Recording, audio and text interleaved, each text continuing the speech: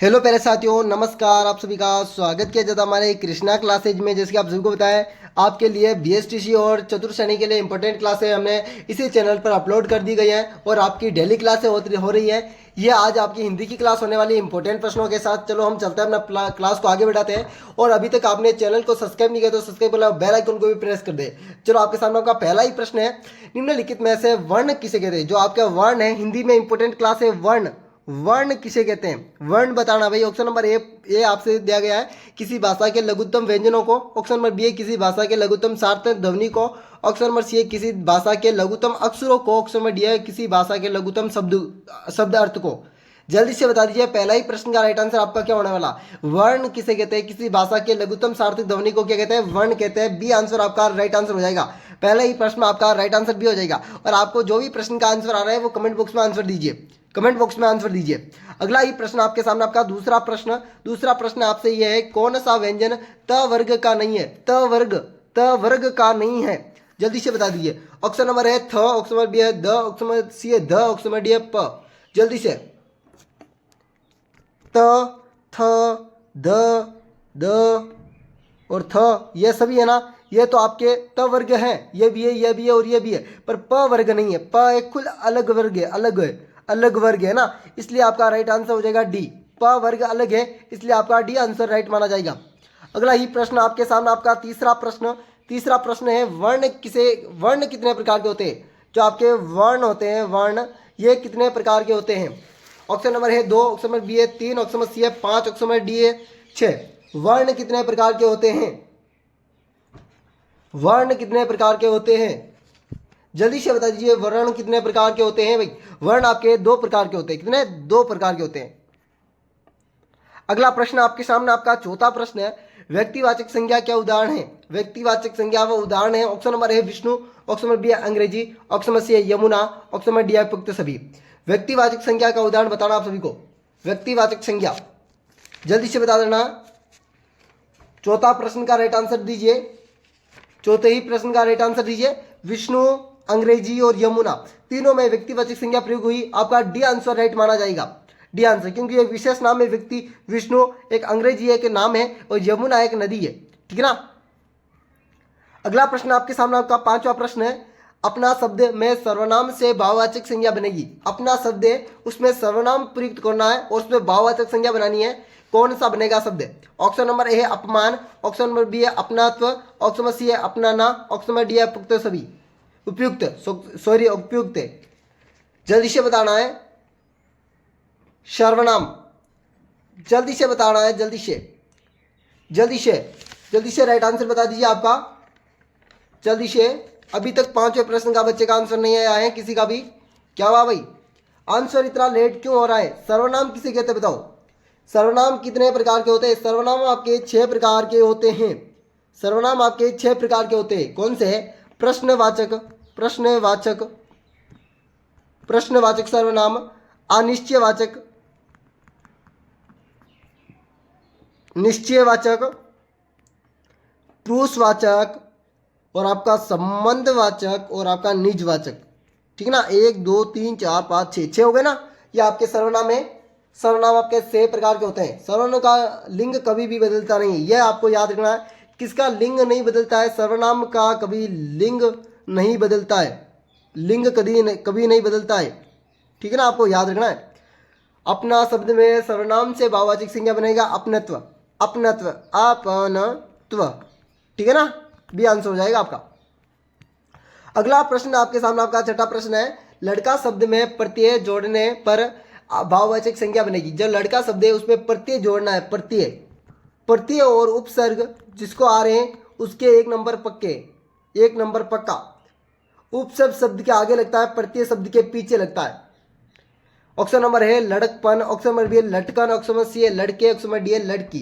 भाई क्या है, लड़का एक पूर्ण शब्द है और लड़कपन ये आपका है प्रत्यय जुड़ गए ना, इसलिए आपका लड़कपन ही आपका आंसर ये बना जाएगा।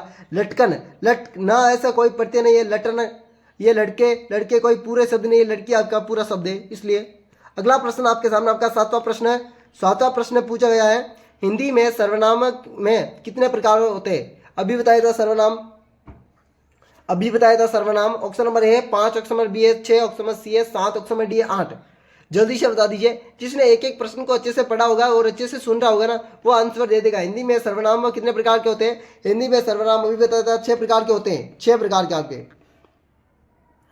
अगला प्रश्न आपके सामने 8वां प्रश्न, निम्न वाक्य में से प्रश्नवाचक व सर्वनाम का उदाहरण है। जो प्रश्नवाचक है वो सर्वनाम का उदाहरण बताइए। ऑप्शन नंबर है पानी में कुछ है, ऑप्शन नंबर बी है आपका जैसे करेगा सो भरेगा, ऑप्शन नंबर सी हम बाजार जाएंगे, ऑप्शन नंबर डी है क्या वह क्या लाया है, वह क्या लाया है। यहाँ पर प्रश्नवाचक चिन्ह भी लगा हो सकता है पर दिया नहीं होगा, क्योंकि आपको प्रश्न पूछा, ये इसमें प्रश्नवाचक ये शब्द है और ये आपका प्रश्नवाचक हो जाएगा। मैं पानी में कुछ है, पानी में कुछ है कौन सा होगा?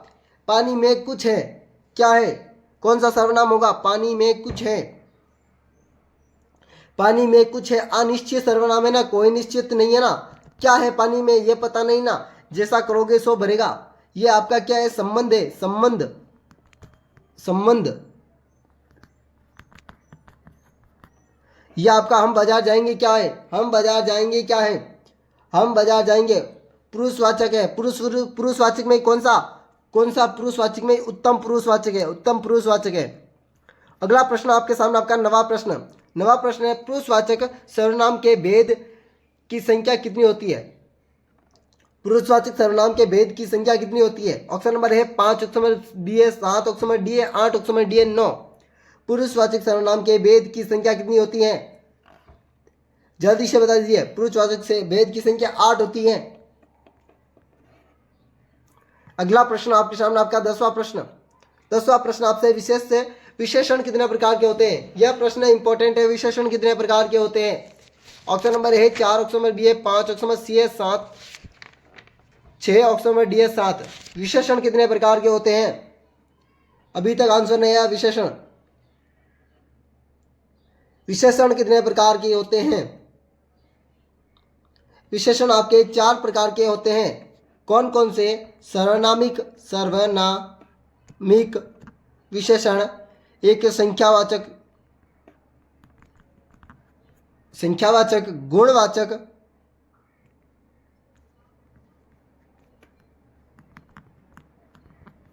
गुणवाचक और आपका एक परिमाणवाचक। ठीक है ना, चारों बता दिए मैंने।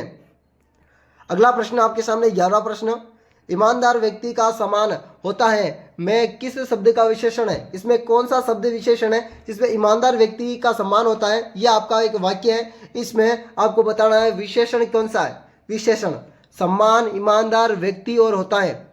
जल्दी से बता दीजिए। इसमें ये विशेषण शब्द आपका ईमानदार।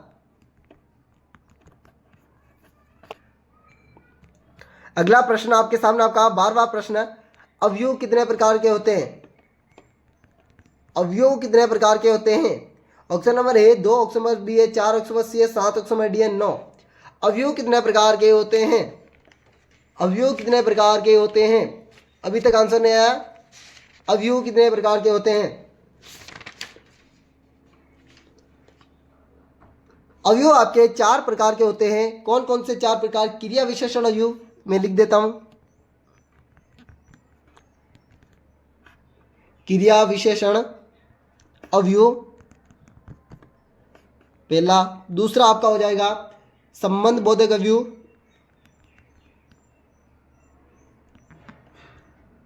तीसरा आपका हो जाएगा समुच्चय बोधक अवयव, चौथा आपका हो जाएगा विस्मयबोधिक अवयव, विस्मयादि बोधक अवयव। ठीक है ना, ये चारों मैंने बता दिया वापिस एक बार। अगला प्रश्न आपके सामने आपका 13वां प्रश्न है। 13वां प्रश्न आपसे ये पूछ रहा है क्रिया विशेषण शब्द निम्न में से कौन सा है? जो क्रिया भी है और विशेषण शब्द है वो कौन सा है? ऑप्शन नंबर है प्रतिदिन, ऑप्शन नंबर बी है राकेश, ऑप्शन नंबर सी है पंडित, ऑप्शन नंबर डी है शुद्ध। भाई यह भी नहीं है, यह भी नहीं है, यह भी नहीं है, आपका प्रतिदिन राइट आंसर हो जाएगा। अगला प्रश्न आपके सामने आपका 14वां प्रश्न, 14वां प्रश्न से आपसे यह पूछा गया है, निम्नलिखित शब्दों में से अवयव शब्द का चयन कीजिए। अवयव शब्द का चयन कीजिए। ऑप्शन नंबर ए छाया, ऑप्शन नंबर बी है सात्विक, ऑप्शन नंबर सी है मनुष्य, ऑप्शन नंबर डी है कुछ। कुछ जल्दी से बता दीजिए ये क्या हो गया। हाँ सही हो गया ना, बिल्कुल हो गया हो गया। 14वें शब्द का राइट आंसर आ जाएगा बिल्कुल जी कुछ। कुछ आपका राइट आंसर है। अगला प्रश्न आपके सामने आपका 15वां प्रश्न, हिंदी वर्णमाला में संधि कितने प्रकार की होती है। हिंदी वर्णमाला में ऐसे पूछे या संधि कितने प्रकार की होती है या हिंदी वर्णमाला पूछे तो भी एक ही आंसर है।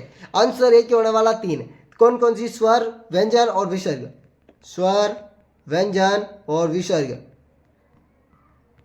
ठीक है ना।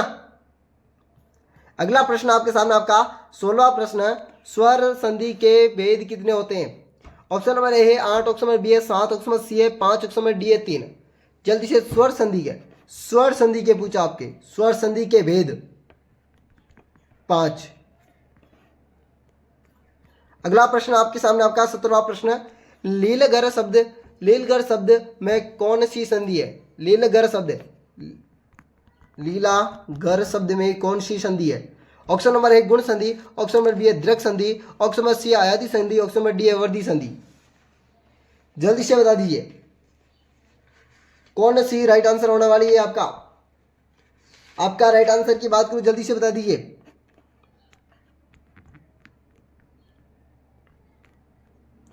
मैं इसका तो संधि विचार कर देता हूं एक बार फिर से पहला।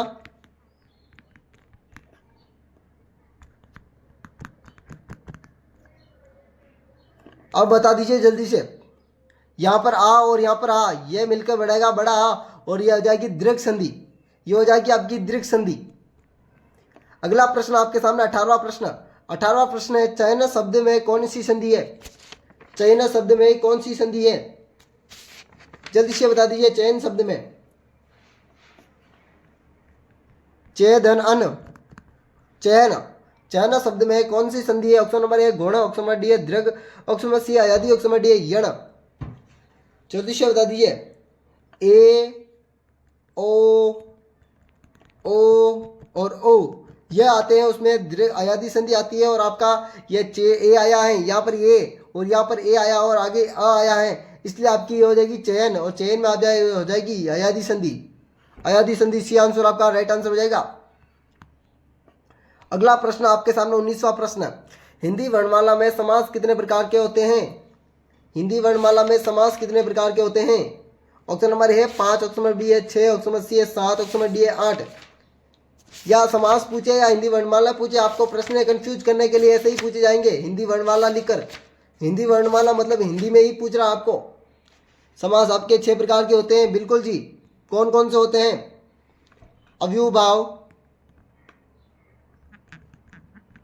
अव्यूभाव हो गया, क्रमधार्य हो गया, द्विगु हो गया, तत्पुरुष हो गया, बहुवीरी हो गया और आपका द्वंद्व हो गया, ठीक है ना। 6 समास। अगला आपका अंतिम प्रश्न होने वाला है हिंदी का, किस समास में दूसरा पद की प्रधानता होती है। कौन सा समास है जिसमें दूसरे पद की प्रधानता होती है। पूर्व पद की प्रधानता तो आपकी जो अव्ययभाव में होती है, ठीक है ना। अव्ययभाव में आपके पूर्व पद की प्रधानता होती है और आपके पूर्व पद की प्रधानता दूसरे पद की या दूसरे पद के दो दूसरा पद की प्रधानता आपके किसमें होती है। तत्पुरुष समास में होती है आपकी। तत्पुरुष समास में, तत्पुरुष समास का एक उदाहरण दीजिए कोई भी, इसमें कारक का प्रयोग किया जाता है। तत्पुरुष समास में एक एक कारक का प्रयोग करते हैं, ठीक है ना। इसी प्रकार का वीडियो देखने के लिए हमारे कृष्णा क्लासेस को सब्सक्राइब और बेल आइकन को प्रेस कर देना।